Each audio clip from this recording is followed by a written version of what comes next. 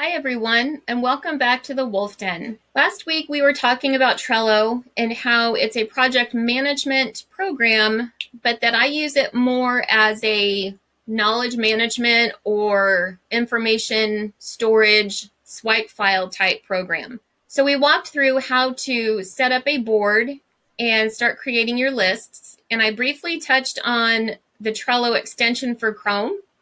This week I want to tell you about my 5 favorite Chrome extensions for Trello that I use on a daily basis. So the first extension that you want to download is just the official Trello Chrome extension. When you're in the Trello Chrome web store, just type in Trello and it's going to pop out a lot of different Trello extensions. I've tried many over the years, and these are the 5 that I use on a regular basis and that I have not had any trouble with. So you want the Trello extension, and in your bar, it's going to just look like this. I have an article up that I want to add to my blog board, but I don't want to do a lot of copy and pasting to create the card. So for that, all I do is click on the Trello extension, and it pops out a smaller window where I can choose exactly which board I want it to go to and which list on that board that I want it to be on. So I want this to go on my business blog board, but I want it to be on the productivity systems. Then all I need to do is attach, and that attaches this link right here onto the card. I usually don't type in a description because when it creates the card, it also creates a brief description of the article. Then all you do is click add, and you'll see as soon as that add button turns gray, you'll see this populate down here, and then you know that the card has been created on your blog board. So let's go back to the blog board. We added that to productivity systems, and you'll see here that card has already populated right into the list that I chose. When you open that card, you'll see that you get the image from the article. You get a brief description, and that's why I usually don't type in a description when I'm creating the card from the website. You get, again, the link to the original image, and you get the link. So when my blogger is researching for a blog article and she sees any of these cards on the blog list, all she has to do is open the card and click on the link, and it'll take her right to the article that the card is about. The next extension that I use all the time is called List Layouts. So in your Chrome store, you want to type in List Layouts for Trello, and that'll take you to this extension.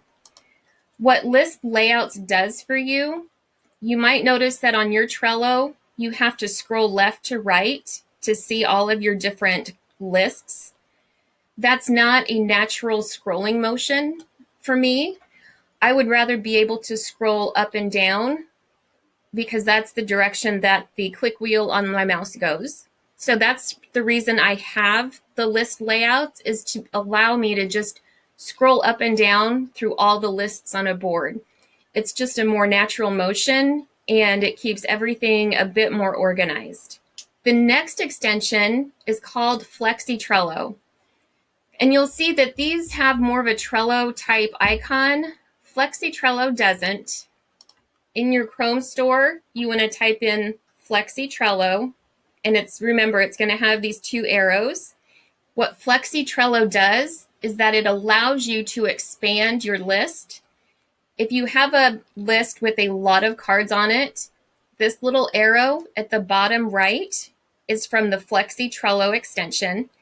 You can click this arrow, and it will expand your list. You can see now, instead of having 1 column list that you have to scroll endlessly through, you can arrange it to have 3 columns or 2 columns, whatever makes it easier for you. And then you can scroll and not have to scroll endlessly. You'll have all your information right there in 3 columns. Then when you're done with that, all you do is click the left arrow, and it collapses back into a 2-column list. If you click that arrow again, you'll see that we are back to just a 1-column list. The other great thing Flexi Trello can do is when you have a board with a lot of lists like this one, you can also collapse the lists and have it look more like a bookshelf or more like files lined up. And to do that, you would click this little dash up here at the top. And when you do that, it collapses your lists and turns them on their side. And it looks more like a bookshelf or files, if you will. And so when you have a lot of lists on a board that you're not using, it's really great to be able to collapse them and decrease the amount of lists that you have to scroll through. If you need to open a list, all you would do is hit that plus, and it pops that list back open, and you'll see that it doesn't change the order of the lists that you had. It just opens it back up from its position. So that's one of the other reasons that I really love the Flexi Trello extension, because it really gives me a lot more control over my board. The next extension I want to show you is the Gmail extension. Up here, you'll see the Gmail to Trello extension. In the Chrome store, this is what you would type in to find the extension. And you'll see back on the board, it will pop in like this. However, you also have to remember that you can't use it from Trello. You can't just click on the icon up here like with these others. You have to initiate that from your email account. So I have an email that's pulled up. You'll see that right here is the Gmail to Trello extension. Once you add this to Chrome, you need to make sure it also pops up in your email. It might take a moment to sync the two, but it's a very quick and easy connection between your two accounts. Here I have an email from unsplash.com. Unsplash is a website that gives you thousands and thousands of free images that you can download. I use these images in a lot of things. So what I want to do is take this email and add it to a Trello card in my Trello board. You'll see that up here in the extension bar is the Gmail to Trello icon, and it's in color, so that means we can use it in our email. What's important to note is that you don't initiate the process from this icon like you do from the others. You need to do it from this icon that's located in your email account. So what you want to do is click the drop down arrow, and it'll pop out a smaller board where you can create the Trello card. So here you'll see I have it going to my blog board.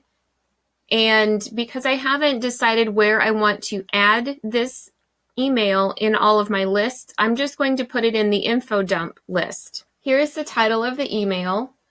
It just gives some brief info on the body.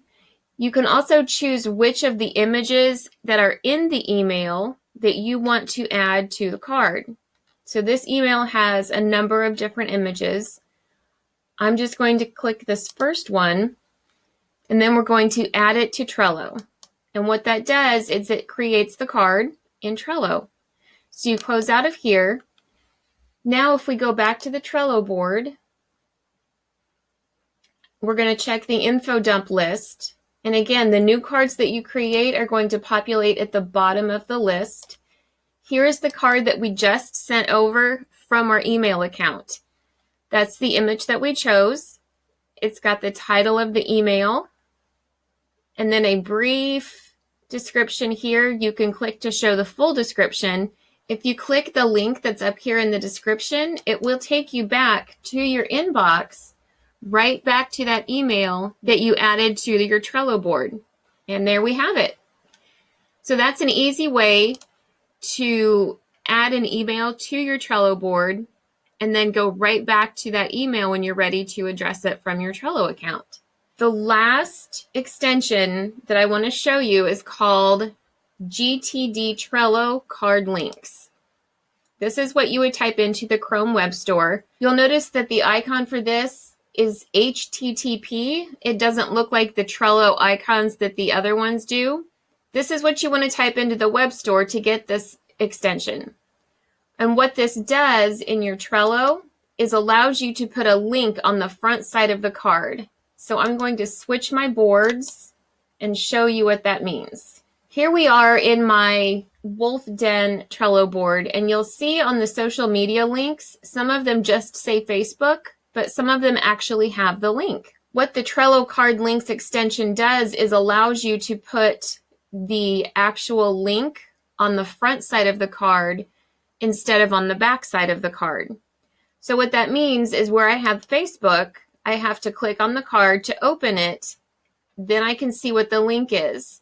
Then I need to click the edit so I can grab that link and do a copy paste to wherever I need it.